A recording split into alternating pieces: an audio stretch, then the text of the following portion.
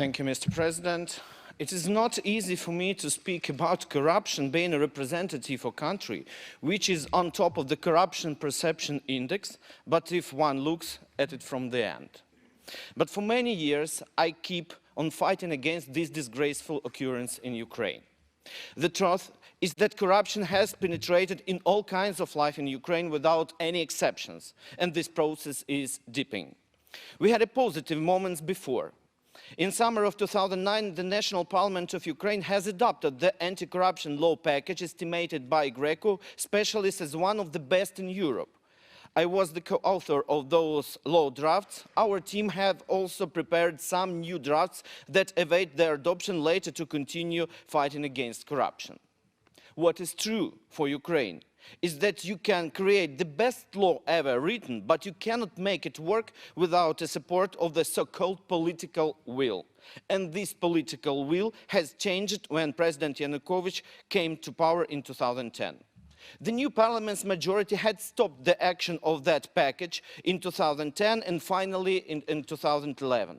After concerns expressed by Greco officials, ruling party have adopted a very soft substitute law, not for real fight against corruption. Bees cannot struggle against honey. And the Ukrainians obtained that another evidence of this saying. The new authorities wouldn't struggle against corruption. The previous 2 years have proved that.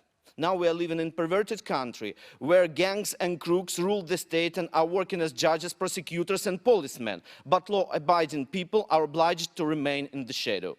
Corrupted judges and prosecutors convicted political leaders of opposition, Tymoshenko and Lutsenko, using no evidences at all, just in order of Yanukovych.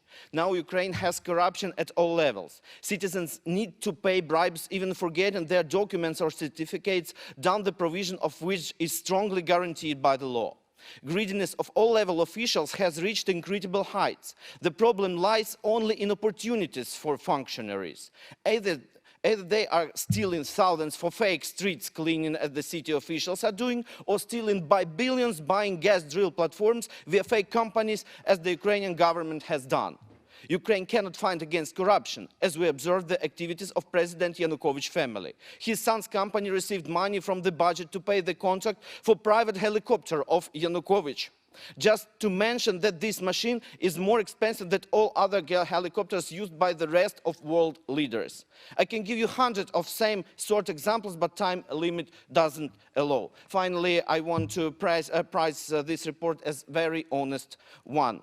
But I would like to ask you to support an idea to reinforce a limitation of usage of dirty money to purchase goods, assets and services for all corruptioners irrespective of their origin.